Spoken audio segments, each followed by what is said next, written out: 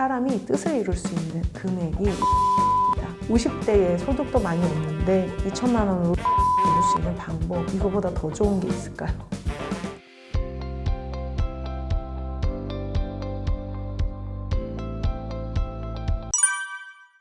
네, 저는 무조건 수익 내는 실전 부동산 경매 작가 나땅입니다. 부동산 전문 아카데미 행꿈사닷컴 부원장으로 경매 권리 분석 강의를 하고 있습니다. 또 경매 칼럼니스트로 활동을 하고 있습니다.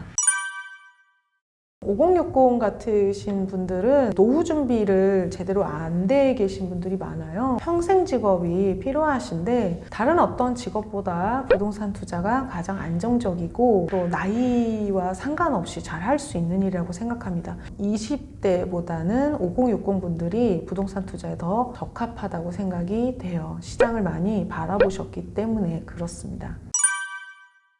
첫 번째는 일단은 상가에서 월세를 받을 수 있습니다. 두 번째는 다가구 월세에서 받을 수가 있고요. 세 번째는 고시원 같은 거를 운영을 할 수가 있습니다. 네 번째는 무인 사업 아이템, 무인 카페, 무인 아이스크림 이런 것도 있지만은 무인 사업은 대세예요.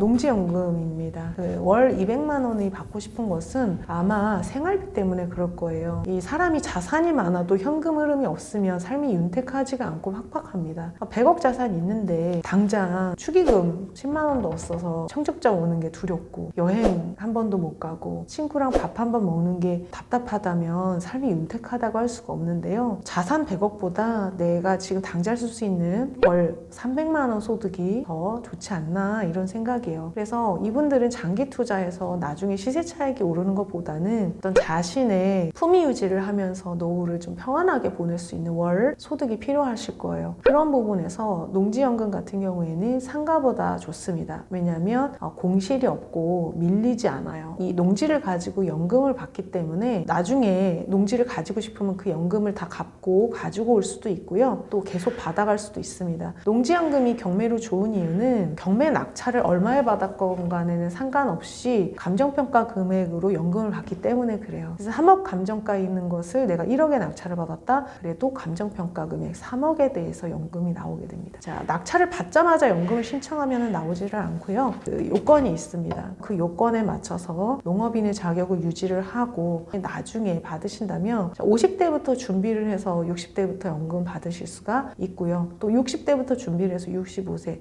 70대부터 받을 수가 있습니다. 지금 100세 시대라 수명이 굉장히 길어서요. 그 50대, 60대도 청춘이에요. 그 돌도 씹어먹지 않습니까? 50대는?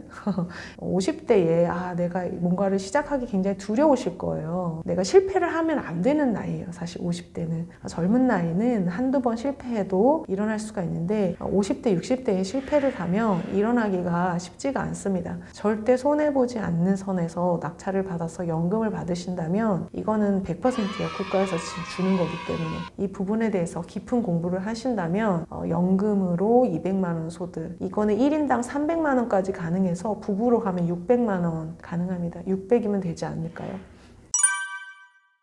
법원은 중개사 없이 사용하는 사람들한테 직접 매각을 하는데 사람들이 경매가 위험하다라고는 생각을 하더라고요. 우리가 공인중개사를 믿고 거래를 하는 것처럼 법원은 위험한 사항을 입찰자들에게 절대 숨기고 매각을 하지 않습니다. 매각물건 명세서에 위험한 내용이 있으면 반드시 적어요. 그것을 확인을 안 하고 그 정도 지식도 없는 사람들이 경매를 낙찰을 받고 위험하다고 하는 것입니다. 매각물건 명세서에 안전하다고 표시가 된 물건들, 그리고 임차인의 권리가 따로 얽혀있지 않은 것들 같은 경우에는 초보가 경매 입찰표만 잘 작성을 하고 시세조사만 해도 입찰했을 때 아무 문제가 없습니다.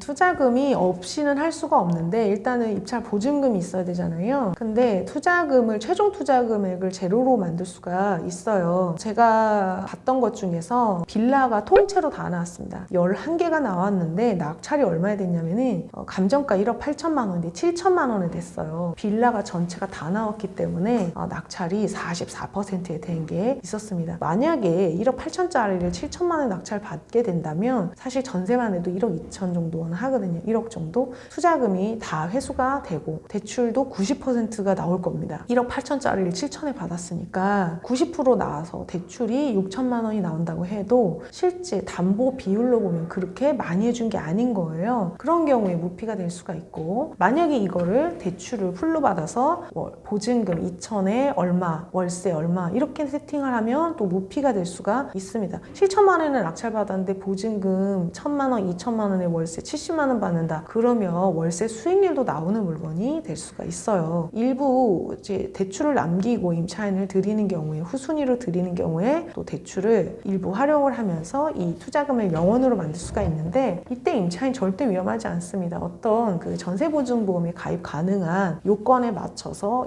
임대를 주고 보증보험에 가입을 해주면 이 임차인은 보증금 100% 다 보장을 받으면서 나는 또 투자금을 회수할 수가 있게 되는 거예요.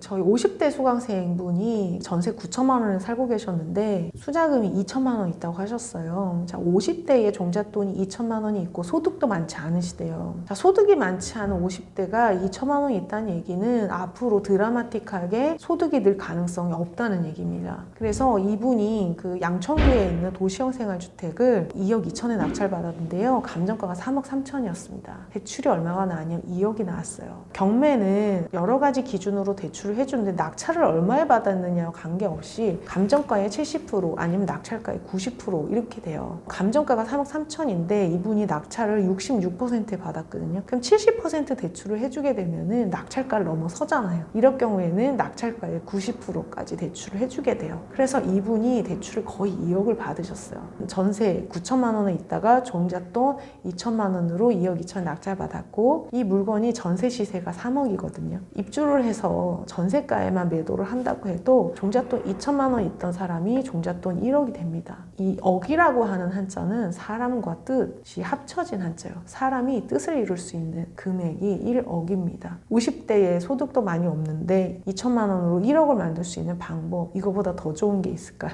입주를 하시고, 자, 지금 전세 9천만 원에 있으니까 내 돈을 빼면 어느 정도 있을 거 아니에요. 그걸로 이자 내시라고 했어요. 원리금 2년 딱 내고 사시고 매도하시면 내가 소득이 없어도 그 돈 까먹으면서 있다가 매도하시면 아무 문제 없을 거다라고 얘기를 했습니다.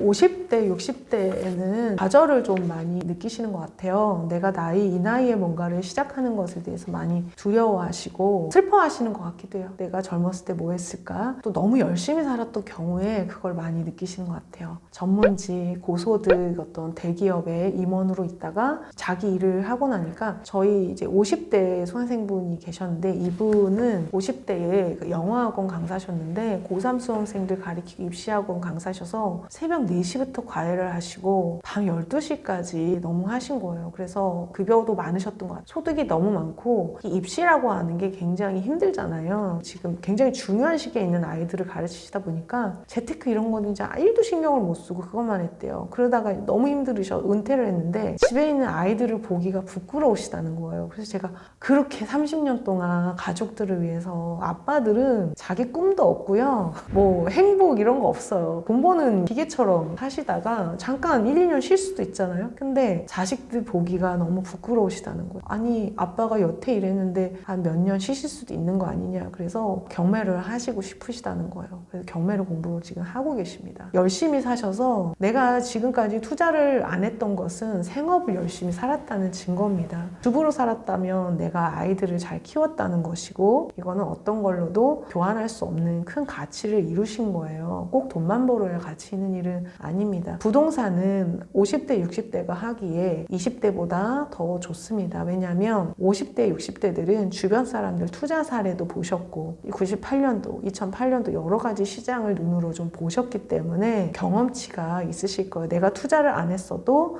남들이 투자하는 걸 봤던 경험치가 있으셔서 저는 50대, 60대들이 부동산 투자하기 가장 좋다고 생각합니다. 근데 이분들이 제대로 공부를 하지 않고 투자를 하면 뭐 좋은 데 있다, 투자 좋은 좋은 데 있다 이렇게 해가지고 사기도 많이 당해요. 돈이 있는 불인이가 실행력까지 있으면 사기를 빨리 당합니다. 남이 어떤 정보를 주는 것에 너무 의지하지 않으셨으면 좋겠어요. 자신이 어떤 스스로 판단하고 했던 것만 하시고 제일 사기 많이 당하신 나이가 그 나이에요. 왜냐하면 퇴직금이 있으시거든요. 그 퇴직금이 있고 또 돈을 벌어야겠다는 또 마음이 있어요. 마음은 있고 부동산이 나이를 먹었다고 지식이 저절로 생기지는 않거든요. 그러니까 지식이 또 없어. 그러니까 사기를 제일 많이 당하는 나이기도 해요. 이 나이에 사기를 당하면 노후가 많이 팍팍해지니까 제 생각에는 대가를 좀 넉넉히 치르시고 공부를 좀 많이 하시고 정말 확실한 데만 투자를 하시는 게 좋을 것 같아요. 내가 컨트롤이 안 되는 거에서 돈이 나온다는 것 자체가 사기인 거고 내가 부자 되는데 나보다 더 열심히 할 사람이 없다는 거. 그래서 돈을 이렇게 함부로 남한테 맡기지 마시고요. 명의도 내가 컨트롤이 안 되는 그런 데다 넣지 마시고 공동투자도 하지 마시고 내가 컨트롤이 되는 거 사도 내 이름으로 사고 팔 때도 내가 결정할 수 있는 그리고 원할 때 팔리는 그리고 시세 차익이 양도차손으로 까지지 않는 이런 부동산을 사시는 게 좋습니다. 이런 본론이 없다면 준비가 덜 된 것이기 때문에 준비가 될 때까지 좀 공부를 하시면 좋을 것 같아요. 우리가 건강하게 오래 살면 행복해야 되는데 건강하게 오래 사는 게 두려우면 안 될 것 같습니다. 평생 가족을 위해서 돈 버느라고 수고하신 아버지들이 노후에 돈이 없어서 친구 만나는 게 불편하시고 그러시지 않으셨으면 좋겠습니다. 부동산은 50대, 60대가 하기에 가장 좋은 투자입니다. 결국은 부동산이 그 가치가 제로로 수렴하는 일은 없습니다. 인구가 줄면 부동산 수요가 줄 거라고 생각하지만 인구가 줄어도 압구정 현대아파트가 가격이 내가 살 정도로 싸지지는 않습니다. 인구가 줄면 수요가 빠지는 지역이 나빠질 거예요. 그래서 너무 두려워하지 마시고 남들이 항상 들어오고 싶어하는 지역에 좋은 부동산을 하시면 50대, 60대에게 큰 힘이 될 수 있는 평생 직업이 될 거라고 저는 확신하고 있습니다.